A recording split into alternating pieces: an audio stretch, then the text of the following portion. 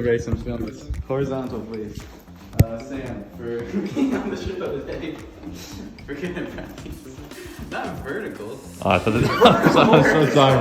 I'm so sorry. What is this, TikTok? I'm so sorry. Sam, for being on the show today. IG story? We have a gift for you. Oh, today. get out of Photo here. with Sam. That's awesome. Wow, dude, thank you. Thanks for being on the That's- show, Sam. That's It's an honor to have you. really cool. Good job. Did you get it in frame at Yes, least? yes, I think I did. I know. He's if you see him playing Sea of Thieves the other day. Just kidding. Hello and welcome back to the Youth Booth Podcast. I'm your host, Walker Callandine. I'm your co-host, Bryson Windmiller. And before we start, I have word from our producer in the room that I have to reveal the answer to everyone's favorite segment, Celebrity or Logan. So once again, here is the picture. Bryson, do you have any guesses? I haven't told you the answer. It looks Like Logan. there's some similarities there. I think I can. Yeah, you can see similar hair. Similar. It seems like musical ability. Like you can just tell. But tragically, you were wrong. It's actually the famous singer-songwriter Ed Sheeran. So check in next week for Celebrity or Logan, because I forgot to get a new picture. But we do actually have something special here, because I can hear a special guest who is currently on his phone and not prepared to go on camera. He's approaching a special guest, Samuel. Welcome. Always ready. Welcome to the show, sir. I was going over my answers. I was prepping. Answers? Yeah.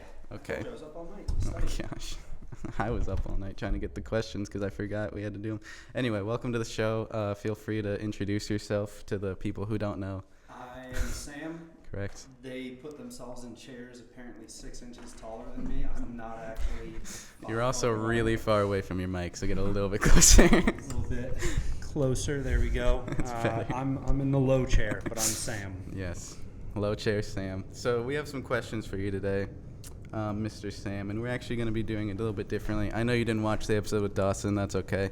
But basically, we'll have about a 50-50 split of questions that are just your opinions, your personal answers. And then we're going to be seeing, because you like reading a lot. I know that. You're very, very excitable. So we'll be asking you some trivia questions I hope you should know. So Okay. I went through and I thought about everyone that I know you like other than mustard, because I couldn't think of any mustard trivia questions. So, but we'll start off. Mustard. Which Sam are you most excited to share a name with? That's a good question, isn't it? I was proud of that. Thank you. Samuel from the Bible. That's pretty fair. I mean, not for the obvious, like it's just cool to be named after somebody in the Bible, but Yep. I really like Samuel's character. I really like who he is, how he lives, how he conducts himself. So I really appreciate that. That's who I was named for. People thought I was named for my great-grandfather, so it's pretty cool having the same name as my great-grandfather. You got like a double whammy. Fictional Samwise Gamgee. Yeah, I knew. Come on. Did. Samwise was my nickname all throughout college, and depending on the group of friends I'm with, is still what they call me. That makes sense. Well, that's a good answer. I figured you'd probably say that, so that's what I thought of. I had someone else, but I forgot. But yeah, Samwise, that's what I thought of. I'll do two, and then you can do two. Next, we have a trivia question. Okay. I asked Bryson this like a week ago, and he got it wrong. Okay. So hopefully you get it right. Who is the oldest living being in Middle Earth?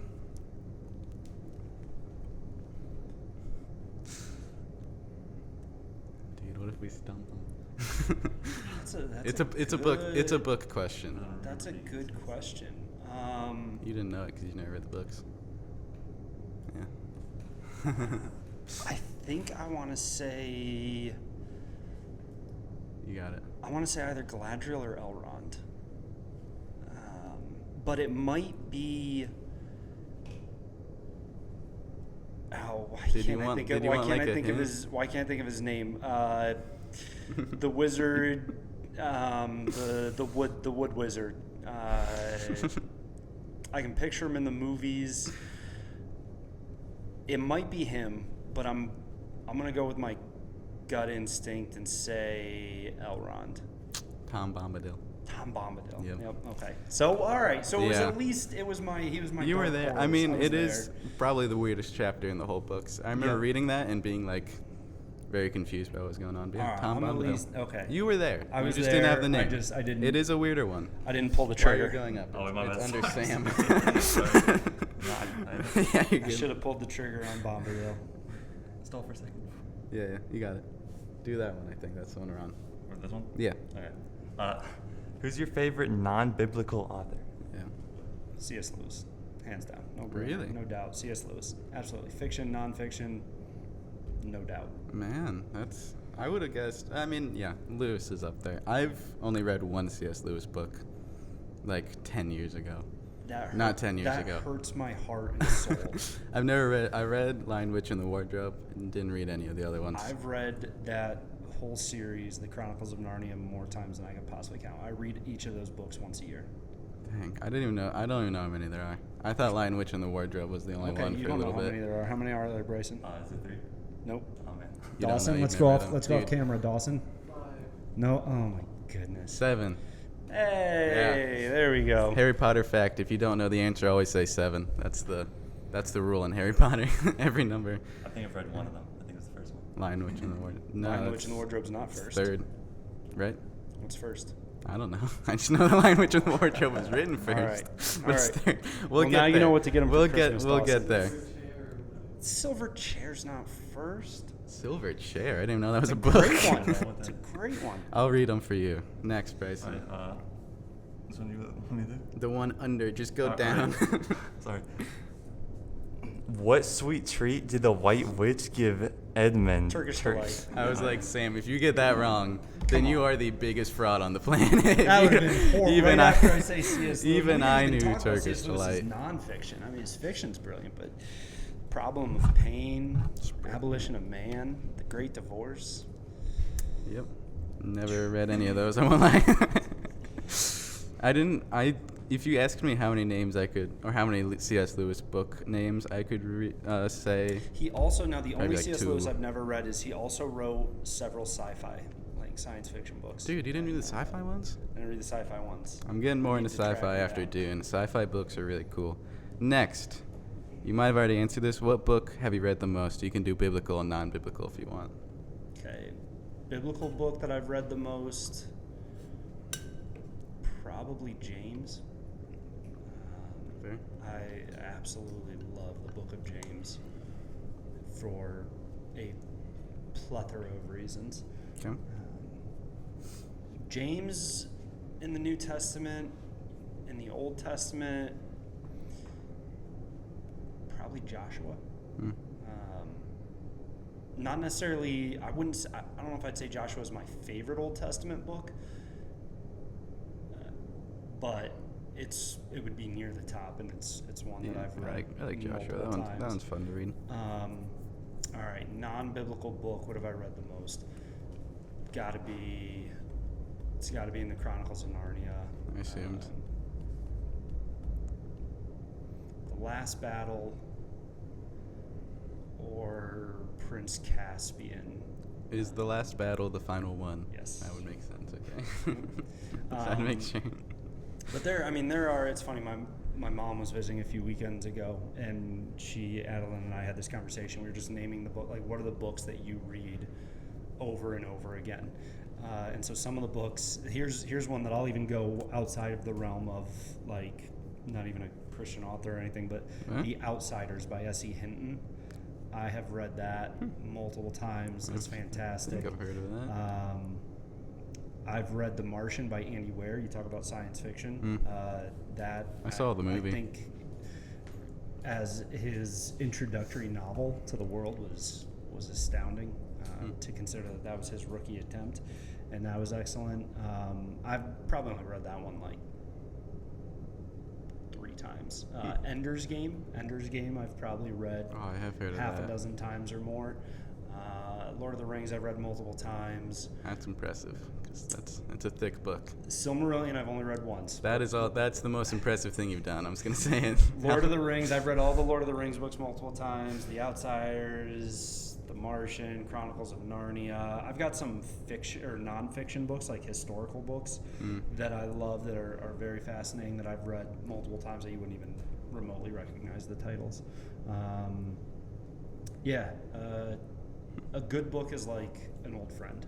Yeah. You should be able to spend time away from it, go back to it, and feel like you're picking up exactly where you were the last time.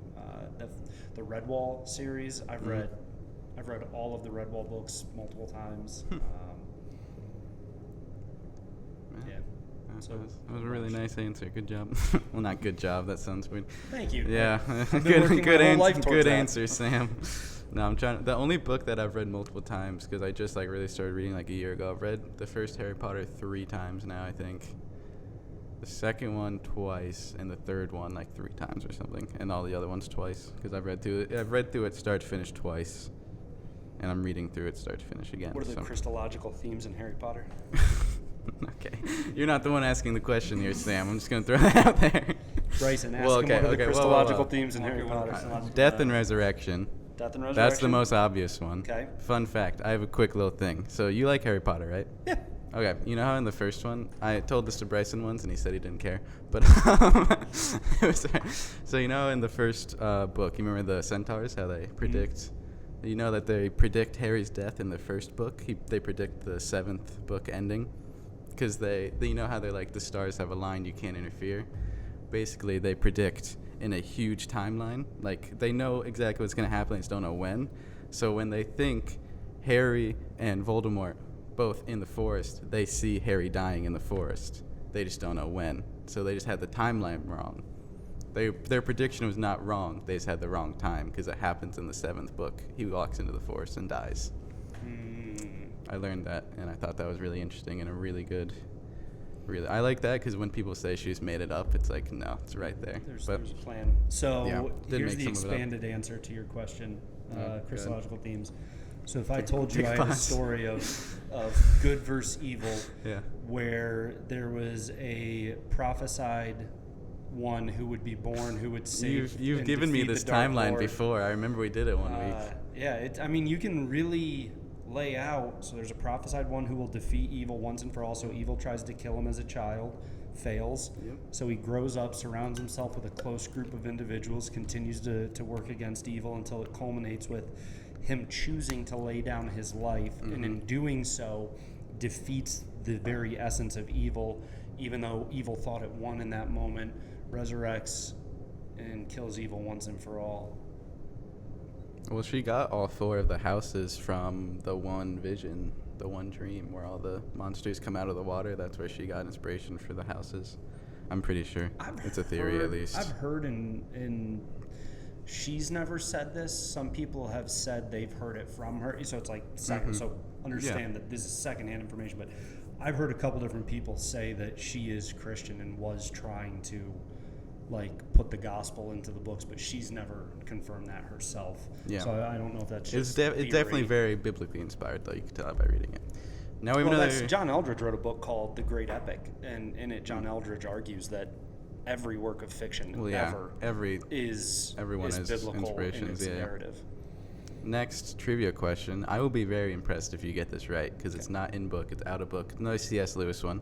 Arby's. What restaurant was C.S. Lewis at? No. What picture did C.S. Lewis imagine that inspired him to write The Lion, the Witch, and the Wardrobe? What picture? The picture ended up in the book.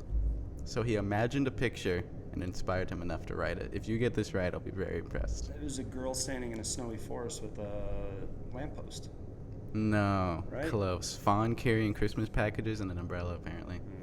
So you're like right there. Next, here you go, Bryson. Do you have a question about what restaurant C.S. Lewis used to meet J.R. Tolkien at? Is that a future question? No. What is it? Not only do I know, I've eaten there multiple times. I've sat. Is it Cracker Barrel? It's Cracker Barrel. Yes. I hate Cracker Barrel.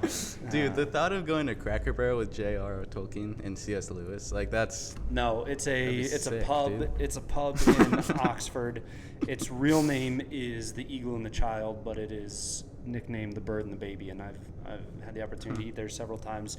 C.S. Lewis, J.R.R. Tolkien, and a group of their friends who were also writers. Yeah, I heard that he they had, called like, a themselves little- the Inklings, and they would gather and debate and talk and bounce ideas off each other. And yeah, so I've eaten at the Leaky Cauldron in Florida, not the real one, but close enough. I've eaten at a Cracker Barrel and an Arby's. There you Oh, go. Yeah, both of those. There you go, Mason. Thank you. All right. If you could live in any fictional world, which one would you live in? Interesting question. I was just complimenting myself for the question. I could live in a fictional world. Doesn't have to be like As for a the rest of regular your life. human, like, I need context. As a regular human, as a, like, do I have the powers of this world? Would you want to be like, an elf? Is that what you're gonna say? That's what I'm saying, yeah. Like, because it definitely changes things. Like, if you're in Middle Earth, Um, am I a hobbit? Am I a man? Being a am hobbit I a would be pretty dwarf? fun. Am I I mean, an elf? I would say If I'm in Narnia, am I an animal? Or am I, like, one of the Pevensey children? Like, let's just say for a week you could be anyone in a fictional universe. There you okay, go. so for a week, I could be anyone in a fictional universe. Any powers you could be, you could live in the Shire. You know, you could be the deer guy. I don't remember his name, Mr. Tumnus. Mr. Tumnus. Yeah. So I'm all right here. I'll give the youth booth a throwback, a callback to one of your previous questions. I would be Samwise in Yeah. the You would be universe. Sam? I'd be Sam. For what point in time? After scouring the Shire, or like At any point. during trip to Mordor? That's Any point That in would any point suck. in the narrative, I would be Sam. His loyalty, his determination, his relentless. what about when he gets hit in the focus. back with that rock? That always freaks me out. At any point, I would be happy to step into the life of Samwise Gamgee. I wouldn't want to be Frodo because he went. No, Frodo's the worst. You don't like Frodo? I like Frodo in the books way better than I like Frodo in the movies. I can see that, but also like, Elijah Wood as Frodo, hands down the most overrated part of the whoa. movies. Dawson, come on camera, Oh, quick. You want to dispute? If you that want a is- good Elijah Wood that movie, is bold. Green Street Hooligans. That is bold. That is good Elijah Dude, Wood I acting. love he's so good in Lord of the Rings. He is. I see There what have I been see what you're times, saying. unless it's been a while since I've watched the movies and I want to watch the whole movies, but there have been times where I've been watching the movies and I've skipped a Frodo scene Oh my because I'm just gosh. so. Elijah Wood, hands down, the most overrated part of those movies. Wow. I don't think I've seen another movie with Elijah Wood in it. Green Street Hooligans Happy is feet. excellent. Dude, I Acting kind by of can't. Elijah Wood. Frodo is one of my favorite fictional characters, and I love Elijah Wood. Frodo is way better in the books. I like Frodo in the I books. like Frodo in the books, way too. more than I like Frodo in the movies. My one thing, I wish you saw inside his brain more in the books, because I think his perspective would be really interesting. And I get that he's being, and here's where I'll actually give Elijah Wood credit. Oh, yeah? I think he does a really good job acting and showing, and this is also Peter Jackson's directing and stuff. Of course. But I think he does a really good job showing the effects of the ring on Yeah. him over time. But for so much of when he's on camera, I think he's overacting. Like, he's trying way too hard in so many of the scenes, and so it becomes comical because it's just so over the Comical? top. Name a scene. Can you give me a scene? I like. Anytime he what rolls about, like, his eyes back in his head, like when the Nazgul appears, and he's like, How would you react if you got stabbed by a Nazgul? he probably hurt. overacts. He overacts in that movie so frequently. Just the first one or all three? All three. All three, he overacts so frequently. Like, if I were Peter Jackson, I feel like I would have been perpetually telling him, like, okay, dial it down a notch. Like, And you rein think it in. Sam- Give us some you think- subtlety and nuance. Like, I like nuance in acting. I thought it was a very nuanced performance. He's best in the Matt, third. you're kind of just sitting here. He's for a best second. in the third movie. I would agree. Like him after he destroys the ring, that switch, very good. He's best in the third movie where he's showing the full effects, but in the first two movies he's just over the top. Like, I'm just like, give it a break, dude. Wow. Okay. We should just move on because I could talk about this for a long time. Oh, okay. Here's a fun trivia question for Okay, you. go ahead. Keep flipping the tables on you. I didn't- What character You're not says supposed to be allowed to what do this. character says the fewest amounts of words to Frodo in the Legolas. trilogy? All right, good Never job. says no because Frodo doesn't know his name. No, he says one sentence to him. Yeah, and my bow. Yep, good. Well done. Yeah, because when all the fellowship's going back in, he just doesn't say Legolas's They- name. They have no relationship. He doesn't know. I'm that's one theory that I'm like he doesn't know his name. I'm convinced It's of because it. Orlando Bloom and Elijah Wood had a real life feud. Oh. They grew up on the same They block. don't talk much in the books either, do they? They They have a grew up- little bit more though, right? I'm kidding. I don't know why. I don't know why. Ask him the next question, All right. Bryson. You want this one? This one. Next trivia question. All right. How many rings of power were created? Are you going through the whole thing? Yeah. But I'm worried that I've got my numbers wrong. You might. I'm trying to. I want to say. Oh my goodness! I almost forgot in one ring to rule them all. If you could forget the one ring, it'd be 22. 20. 20. Because there's 7 for someone. There's 3, 3, 1, 9. 1. Oh, okay. See, I did 9, 7, 5, 1. I was thinking 5, not 3. I knew the 9, I knew the 7, I knew the 1. Yeah. I was thinking 5, not 3. Okay. Speaking of Legolas, fun fact: Bryson's favorite character in the trilogy is Legolas. Yeah. Great character. Thank you. See, I would say he's the most overrated part for me. I don't think Orlando Bloom did that good a job acting Legolas. No, I don't think he did that good of a job, but he wasn't supposed to because he's not. I mean, he's If they would have spent more time on him, then yes, I would agree. yeah. But because he was in such small doses, I thought he did a great job in those small doses. I just cannot Like go over he the and facts. Gimli were at the exact same plane where like they weren't meant to carry the trilogy, so they didn't. But then the scenes that were given to them, I loved their dynamic. Thought they played off each other very well. I just I just You cannot. know Christopher Lee, the guy who plays. Yeah, I love Christopher Lee. Yeah. So you know when he gets stabbed in the back by Wormtongue. Yeah.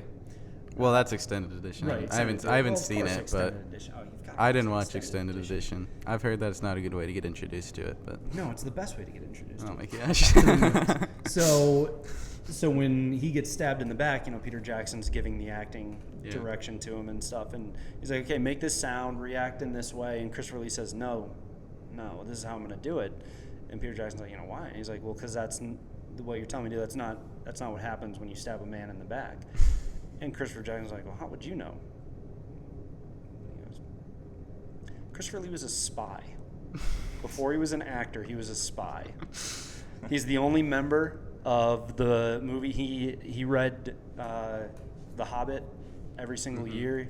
He knew J.R. Tolkien. He was a spy. He released He knew him? Yep. He No. met him one I time. didn't know he met him. I knew he read the books a lot. Though. He read the books. Yep. Dang. He had a first edition. That- Like he I was saw alive. someone- He was alive when it was released. So he had a first edition. He had a signed copy on set that he would read from regularly. To celebrate his 80th birthday, he released a heavy metal album where he has the lead vocals and guitar. I think Like, I've heard that. but yeah, Christopher Lee was in, and they said that when he said that on set, he's like, "Because I've stabbed a man in the back," and everybody just went quiet. And Peter Jackson was like, "Okay, do what you want in this scene," and all right. I don't think I would ever question Christopher Lee. I would be like, you know what? You do you. I almost Man. said Christopher Plummer, but that would have been totally wrong. Who is Christopher Plummer? I What don't actor is even know. Christopher Plummer? I don't know actors. I don't really care about actors. I know composers and some directors. Sound of Music, Captain Von Trapp. He had Oh, other roles. Rogers and Hammerstein. He did the But, music. I, Anyway, dude, if they haven't watched Lord of the Rings, this is just gonna be nothing to them. Anyway. I know. That's fair. It's gonna the watch time on this is just gonna. Anyway, what verse of the Bible do you contemplate most? But contemplate, it's a big word. James 1:22 is one that is regularly on my heart and mind. Okay. Do not be hearers of the word only and so deceive yourself, but be doers. Okay. Ezekiel, and what's funny, for it being one of my favorite verses, I regularly transpose the chapter and the verse. But Ezekiel, I currently want to say 20:23. where God says, and I looked in all of the land for a man who was willing to stand before me in the gap in the wall, but I found none. That is a verse that was actually a verse that I answered in one of my interviews when I was being accredited and ordained, and I kept coming back to. I feel like that verse was really one that God used to define my call into ministry, and to call me into ministry was this idea of God is not looking for perfect people. He's not looking for self-sufficient people. He's looking for people who are willing to identify the gap in the wall and go place themselves in it. And the tragic thing is that it's very uncommon. And so I just simply feel like my call is to be uncommon. And I think that'll mean different things in different seasons and in different contexts. But my prayer has always been, Lord, make me uncommon. So yeah, I think those two verses would probably be the ones that it is very rare that there is a day or even an hour where that doesn't pop into my mind in some way, shape, or form. Nice. Also, Ephesians 3:20-21. Just throwing that out there. To him who is able to do immeasurably more than all we can ask or imagine, according to his power at work within us. To him be the glory. And next, so very good answer. Would you rather fight 100 duck-sized horses or one horse-sized duck? Great question. Great question. My family has had this debate several times. I think about it a lot. Okay, so when I say, like, I've debated this with friends, with family, like, we have spent many hours in my life talking about this question, this literal exact question, literally, Chris Traeger. My first question, what am I wearing? Do they get prep time? That's important. What am I wearing? No, see, that one, my brother asked that one time, and I was like, the animals don't prep. Like, at least. Hey, you don't know that. Have you never seen the Ewoks? What am I wearing?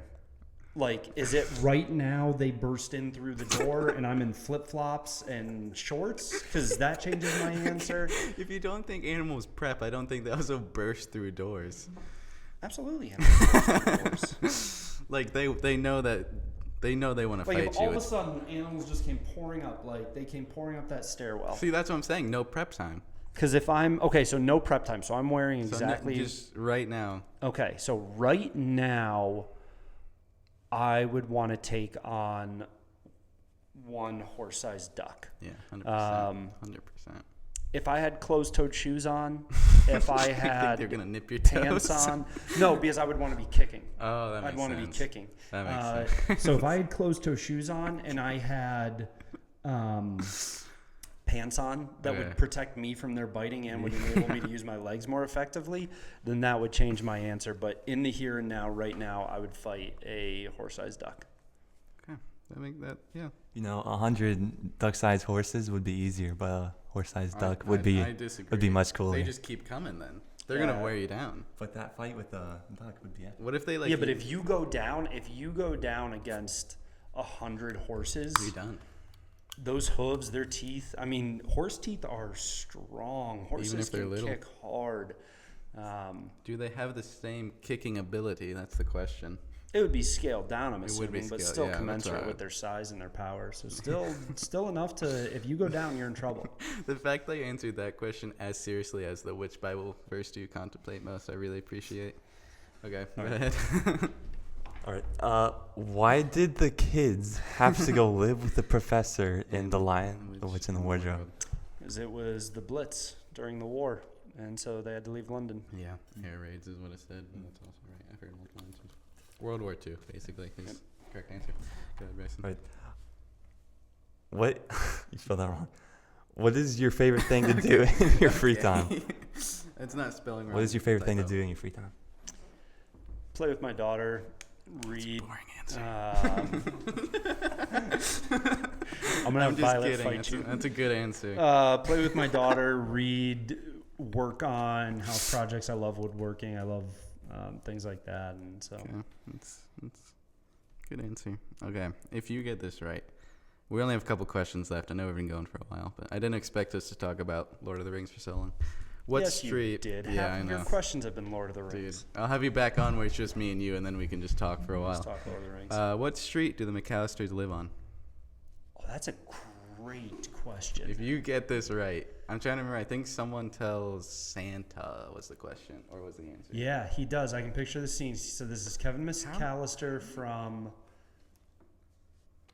I just want my family, but oh man, I don't know. How many times have you seen Home Alone?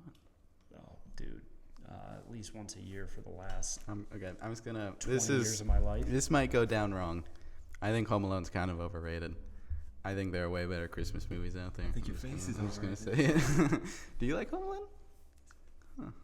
I'll counter with the single worst thing to happen to humanity is Elijah Wood and Lord of the Rings. Oh my gosh, that is a way worse take. If you're gonna Lord say of the that Rings- Home Alone Lord is of the overrated, Rings means way more than Home if you're Alone. gonna say Home Alone is overrated, I'm gonna say Okay, maybe the not worst overrated. possible thing I 'cause can there's think kind of about no such Elijah thing as Wood. overrated because art is subjective. But I don't like Home Alone that much. I love it. I have seen those movies. I live at. Yeah, I'm not gonna get it. That's a great trivia. That's deep Thank you. trivia. I wrote that one. Lincoln Boulevard. Lincoln Boulevard. Wow. Yeah. Yeah. That's deep trivia. That's What deep. what are your opinions on the Disney Plus Home Alone? May I ask? You mean like the What, newer ones? Disney Plus Home Alone. You never seen it? There is no Home Alone. There's Home Alone 2. There's Home Alone 1. There's Home Alone 2. Anything else, I refuse to acknowledge its existence. But in this case, I genuinely didn't know they continued to. There's a new one. Oh goodness. They're not robbers. They're just it was bad. But anyway, Why? We don't see continued versions of the Mona Lisa or people aren't trying to replicate Monet or Cezanne. Debussy. Debussy, we don't continue to see Debussy. hey, I can redo Claire de Lune. I'm going to write a sequel to Claire de Lune. No. Claire de Two. Leave perfect art alone. I would agree. There's Home Alone 1, there's Just Home 'cause Alone 2. Anything else does not count. Dude, we could do a whole show together. I think we could go for multiple hours. Anyway, Anything else does not count. if you could be a musical, speaking of Debussy, if you could be a musical prodigy, what instrument would you want to play? You want to be piano? Oh man, I would love to be able to sit down and just play some classical piano and even some modern piano. I mean, there's Joe Hisaishi. Like- Look him up. He's a really good composer. if not piano, I think backup would be maybe violin. I love Oh, Vivaldi. I wish I could. Violin is so hard to play. Yeah, It is. my sister played. Adeline plays violin, or hasn't played violin in years. But Adeline It played is. violin. My sister Dude, played violin. concert level violinists are insane. Like if I could sit down and play Vivaldi, that would be phenomenal. Or if I could sit down and just Summer. play a Debussy piece, that would be beautiful. Yeah. So definitely piano. I love. If not piano, then violin. When you said backup, at first I thought you were gonna say bassoon. I was like, that's random. Either piano or bassoon. But What would yeah. you have done if I said something like cymbals? I respect it. Timpani. Timpani is really hard. Have you ever seen timpani? Timpani has different tones depending Breakfast on where at you hit Timpani? it. Interesting. Anyway. That went over your head. Yeah. No, don't make orchestral jokes around me. Next phrase. All right.